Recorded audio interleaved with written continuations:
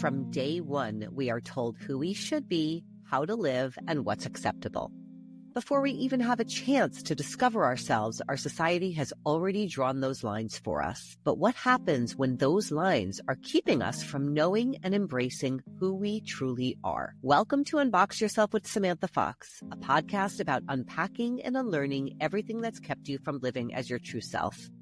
Through honest conversations about your internal emotional landscape, sexuality, coming out later in life, relationships, and the journey to self-acceptance, we break free from the boxes we never chose. Hi, and welcome to Unbox Yourself with Samantha Fox for the first episode of 2026. I am feeling quite emotional about the year ending. 2025 was personally a difficult year for me with so many transitions. And I also started the podcast in 2025, initially to honor my father. I've been spending a lot of time thinking about him, thinking about some of the gifts that he gave me.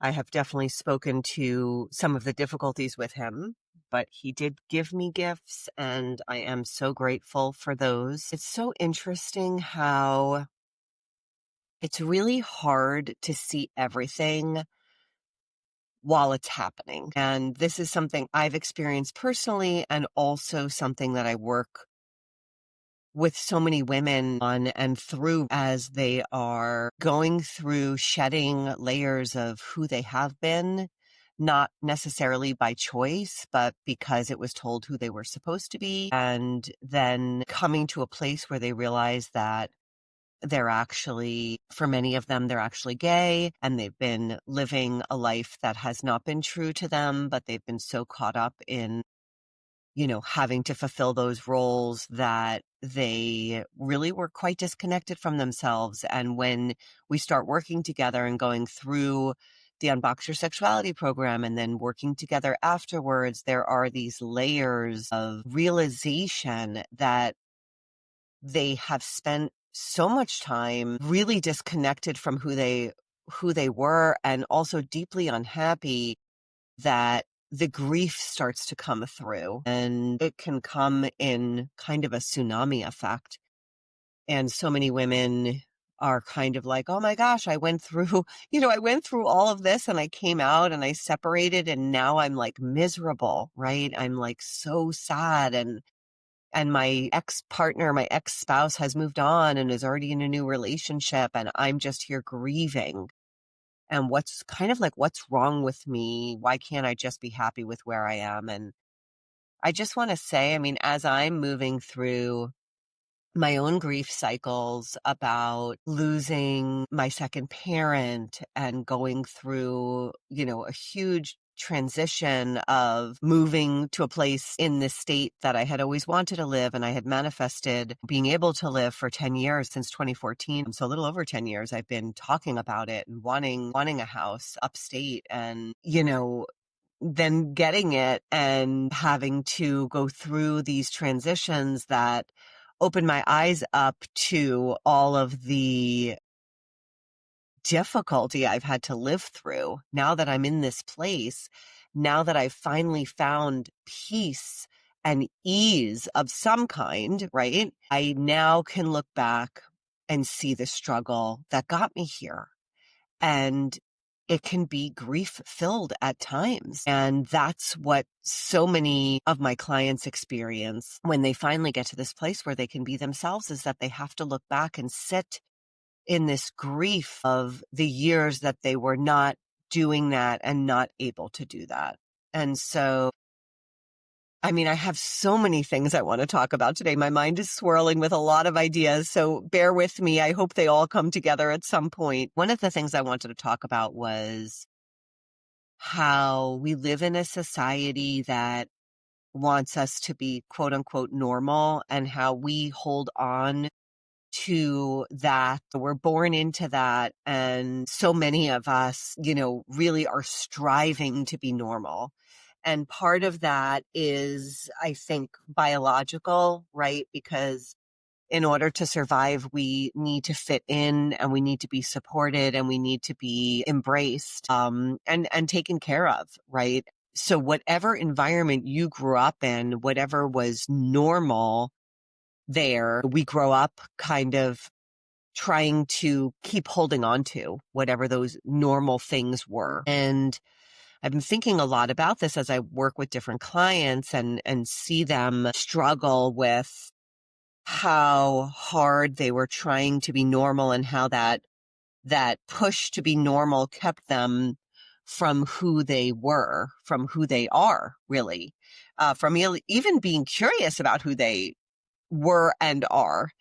And sometimes when I work with my clients and I see what they're going through, I can't help but to reflect back a little bit on myself and think about, some places that deeply resonate and then other places that don't, right? Because we have a lot of similar experiences as humans, but we don't all have the same. It really depends on how we grew up. And that's where I come a little bit back into my father that I've been thinking about and the gifts that he did give me. And, while he was deeply misogynistic, which was very disturbing to me, which he never understood why. Even though I tried to explain to him or stop him, he just didn't get it. But one of the things my father said to me when I was about 17, and I think my parents also lived by this, was, why would you want to be like anybody else? Why would you want to just be one of so many of the same? Be different, stand out. Don't fall into being just like everybody else. And this particular conversation with him happened around me starting to drive. So when I learned how to drive, my dad wanted to get a car for me, and I was just so shocked at what he wanted me to drive. If you've ever seen those old taxi cabs in New York, the checker cabs, he wanted to get me one of those that was privately owned and never used as a taxi. Why? Because that car is a tank and he thought I'd be very safe in it. Number one, before airbags. And number two, he was a car aficionado. I grew up with my dad owning a car called Citroën, which was a French car. We had a number of them at our home and he would rebuild them and he was obsessed with them. Him driving that car also saved his life. When I was about 5, my dad had a head-on collision on the main highway near our house coming back from work with a drunk driver going about 60 miles an hour. And had he not been wearing his seatbelt and been in this particular car, so this is in the early 1970s, he would not have survived. Instead, he came home with an entire body of broken bones. So cars were always important. Safety was always important growing up. These were things that I really heard a lot about as a very young child. And my dad, when I was able to drive, wanted to get me a checker cab that was privately owned. And he showed me pictures of it and whatnot. And I was like, Dad, are you kidding me? I am not driving this car. And that was when he really laid into why would you want to just be like everybody else? Why would you not want to be different and stand out, as being different? And that message was so impactful for me. I finally gave in. I could see somehow at that age what he was saying. And I let him get me this used checker cab. And I had it for my senior year of high school. And I have to say, it was such a blast. I mean, I could get like 15 people in my car. So I was very different. I was the only person who had a checker cab, and it was a hit. It was a reward that I got back for being so very different. Now, did he intend to free me to be gay by that? I don't think so. But I did realize that feeling really different, because I can tell you from the time I was very young, I felt different. I did not feel like everybody else, but it didn't make me want to be like everybody else. It just made me realize that I didn't feel like everybody else. I felt different. And I wondered why I couldn't be like everybody else. Why when we would go out dancing and my friends would end up making out with people on the dance floor, that was like the last thing I would ever want to do. And it felt so uncomfortable. And I watched them and had joy for them, but I also wondered why that was not me and why none of that would ever work for me. And I didn't really have the answers, but it didn't make me want to be like them. It just made me curious as to why I was not like them. And so, this gift my father gave me when I already knew I was different, but to really embrace that and be kind of out loud with that, I look back on now with so much gratitude. I mean, working with women and seeing how important it is to them to be normal and what this normal looks like. And, it looks like a lot in many different areas, but my area is sexuality. That's the area that I have focused on and that I'm extremely curious about all the time. And, that I help women really unbox themselves from like what is normal in this area. And yeah, it is painful. It is painful watching the struggle that people go through and how much they lose connection with who they are and their uniqueness and their individual beauty and what gifts they have to bring in this quest to be normal. So thank you, Dad, for teaching me that being normal is not something I want to strive for. I've been thinking about this and looking back at my parents and, they weren't outrageous in any way, but maybe they weren't so normal for their time. My mom never went to college. She was born in 1935. She worked from the time she was 10. Her father died when she was 10. She started working to support the family, never went to college, and was a business woman. She always had her own businesses. And when my parents got married, she had to fight to go back to work. But, my dad gave in and she did. When I was about 4, she went back to work and she started her own business. And my dad had a practice. He was a podiatrist and he had multiple offices. And so both my parents were kind of like maybe a little bit pioneers of their time. They didn't work for other people. They worked for themselves. They also didn't do what everybody else did.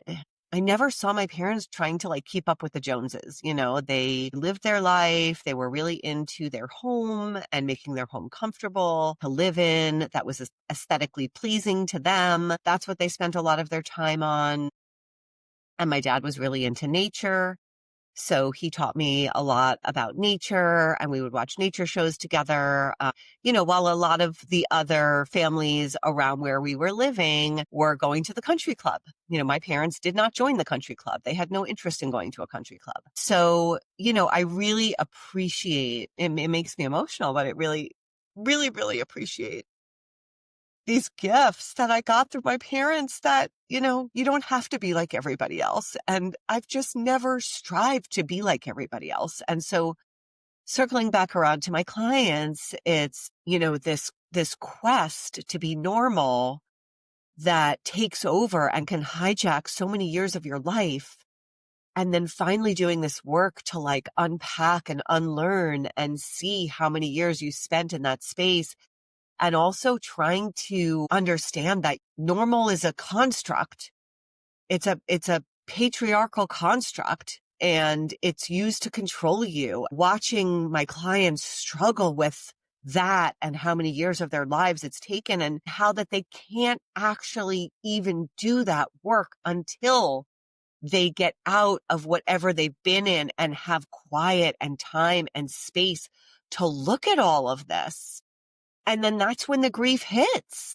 And that's when the waves start coming where like, they're not sure if they're like getting sucked under or if they're in a riptide. Like, are they ever going to get out of this? And I just want to say I've watched them go through this and I've watched them come out the other side. And it is so hard. It is so much work. And I watch their bravery and their courage and their moments of feeling like they're going to give up. And I mean, it's just such a journey. And I've said this so many times, it's not for the faint of heart. So, when you finally are out of your marriage and you finally are in your own space and you finally feel somewhat free and the pain starts to hit you for the first time, and then you wonder what you did it all for. I just want to say, like, this is just part of the journey that you're on. It's okay. You have to go through this grieving. You have to feel these painful feelings in order to get, like, how could you have lost many years of your life to wanting to be normal and then get to the other side and not grieve that? It is okay. It is valid. Give yourself permission. Give yourself time to grieve that. That's a little bit of what I wanted to say today in this first episode of 2026. Happy New Year. Yeah, I really just have been doing a lot of reflecting on how I got here too. Certainly the last year has been quite a ride for me. And I was basically on sabbatical the first half of the year. I mean, I started the podcast in March, but I really wasn't doing much coaching, maybe just one-on-one coaching. And then coming back this summer and starting to feel the energy come back in and creating the Bi Life, which is a space for women of all sexualities and all relationship styles that are just anything other than straight. So I'm watching these women go through their journeys and come into themselves in whatever ways work for them, whether it's in their marriage or outside their marriage. I mean, it's just been so very rewarding and eye-opening, and also having had that pause in the middle of my coaching career to look back and understand what it was back in 2021 that had me push past my own comfort zone. My own comfort zone was, I cannot speak in front of other people. I would never get on social media and do a video showing my face and speaking about something that I believe in or that I feel passionate about. But knowing I wanted to work with this population and having it always have been a passion of mine and something I certainly focused on in my therapy practice and working with women. But this a burning desire to share that came from me in 2021 and 2022, so much so that I was able to overcome my fear of getting on social media and speaking out, was about my journey. That was about my coming out of what felt like a prison of 17 years after my divorce, where I was getting some kind of support from my ex, having had 3 kids, having stayed home, having to go back to school and build a career that would actually support me and my home. I had some support on that journey of doing that. And I fought hard for that support. And I also was, basically told that I was terrible because I fought for that support, because I thought that I did really have value in the marriage. And had I not been at home taking care of the 3 kids, that he would not have been able to have been out building the business that he built, which has built him truly an empire at this point. Had I not been home taking care of the 3 kids, that would not have happened. And so I felt I did have value, and I fought for what I believed in even then, even though it was maybe not the norm and maybe made people look at me like I was selfish or whatnot. I just did what I felt was right. So because I had this support so I could get back on my feet, I also felt imprisoned because I needed some of the support in order to be in school and to have babysitters for my kids and whatnot. And I was not able to tell my story. So I journaled. I wrote. God, did I write? I wrote like books worth of stuff because I was so imprisoned in all of it. And I could not speak out about what I was in for fear of losing support. And it wasn't until 2021, where my support was ending, that I was able to start to speak out. And I would wake up in the morning and the first thing on my mind would be stuff that I wanted to say. And I couldn't wait to tell the world how every time I had sex, with men, I would get an infection and that my body was allergic to men, and just all of these things that were inside of me that I just had no place to say out loud. I finally could speak out about this experience I had lived, which honestly did feel like some kind of, punishment or prison, really for having, it was like a prison that came from doing what I was told I was supposed to do. I knew I was different, yet I still did the normal thing. I still fell into that and got married and had kids right away. I was so unhappy. And then I was actually punished in some way for leaving and for exiting that. I then was punished and had to be silenced for 17 years while I was getting support so that I would be able to take care of my kids. And so there's this way that women become imprisoned. I was imprisoned. And I just want to say to those of you out there that are listening to this, that if you know you're different, if you know you're in your marriage and you've did what I did, you got married and you had kids and you're fully dependent on your spouse, but you know you're not happy and you know you might want to leave, I want to encourage you to think about going back to work. And I know that might feel like I don't want to do that. Right? And I know you've probably been working really hard in the home as a mother, but the amount of power being out in the world and working and doing something and earning your own money, the amount of power that that gives you is unlike anything else. This being dependent on your spouse to take care of everything financially creates a feeling of being stuck and unable to really leave because you feel like you're not going to make it. You are dependent upon this person in a way, honestly, that we feel like when we're kids and we can't leave our family of origin. It's not unlike that. And I just want to tell you, you are not a kid. You can take care of yourself. You just have to believe that and figure out what you want to do and just start doing it. Whatever it is, just go out, volunteer, start volunteering and doing it. But get out into the workforce so that you can start to come into some of your power and exit this feeling of being imprisoned in a marriage and that you can't leave because you're financially dependent. And this leads me to think about, the women that I work with who have left their marriages, that have friends that are straight. We all have friends that are straight. We're all basically, the people I work with are all coming out of being in, heteronormativity and heterosexuality. So we all have straight friends. And how I hear from these clients of mine how their straight friends are also very much feeling imprisoned in their marriages, very unhappy, and also like waiting for the day their partner just passes away so they can finally be free. But they would never leave. They would never leave because they're dependent financially or because it would be too hard or because there's too much stigma around divorce, whatever the reasons are. They're heterosexual, so they would never leave. They don't want to be alone. There's a million reasons, but they are deeply unhappy. Deeply unhappy in their relationships.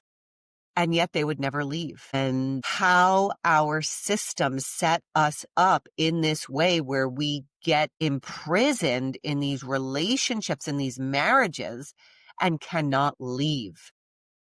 So, as painful as it is to be different and to come out and to maybe lose friends or community because of it, or just not really be able to relate to your friends in the same way anyway. There's so many things that are hard about coming out later or just having to look back and get real with what's your past was, right? There's so many things about it, but you have an opportunity to get out and to evolve. And you're looking at your friends who are staying in these relationships and they can't get out and evolve. And, it's painful to look at. And it's painful just this is like what our society is filled with. It's filled with these people. And again, I never say everybody, right? Because I'm always very nuanced. There are, of course, people who make it work and who are not miserable and, are sometimes miserable because that's part of the human state, but they're not in a state of misery for 30 years or 40 years or 50 years, right?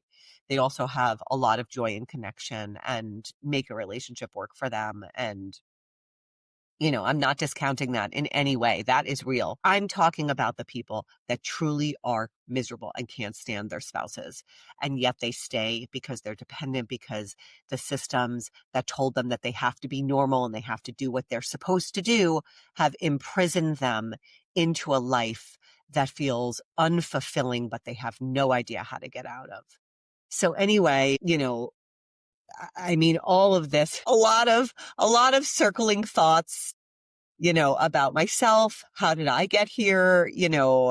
Why is it that I have no desire to be normal? I mean, I never have, do I want to belong? Do I want to have community? Absolutely. But do I want to be like everybody else? Absolutely not. I mean, why would I want to be like everybody else? I want to be who I am. And, how can you start to lean into celebrating your uniqueness and what differences and what gifts you bring because of who you are and the experiences you've lived through and what you've learned, and instead of wanting to just do the thing to fit in and be like everybody else. I mean, thank you. Thank you, Dad. Thank you, Dad. And thank you, Mom and Dad, because really they stood for not doing what everybody else is doing in so many ways. And I am so grateful for that. So thank you for listening to this circular conversation I'm having. All these pieces just come together for me and they make me so emotional. The fact that I can come here and share this with you and that you get it and you're learning something, whatever it is that you take away, it moves me deeply. I thank you so much for being here. I wish you ease and curiosity and evolving and being different for 2026. I wish you to step onto a path of being okay, being different, and actually celebrating being different in 2026. I'm going to celebrate you. So thank you for being here. Sending you all so much love. Thank you for spending this time with me on Unbox Yourself with Samantha Fox. If this episode resonated with you, share it with someone who needs to hear it. Don't forget to like, subscribe, and leave a review. It helps more folks find these conversations. If you're ready to unbox from something that's keeping you stuck, I would love to support you. You can find the application to the show at unboxyoursexuality.com. Let's stay connected. Find me on Instagram, TikTok, and YouTube at Lesbian Curiosity Coach. Give me a follow and join the conversation. Remember, we only have this one time through. Why not unbox yourself and let your true self shine in all its beautiful glory?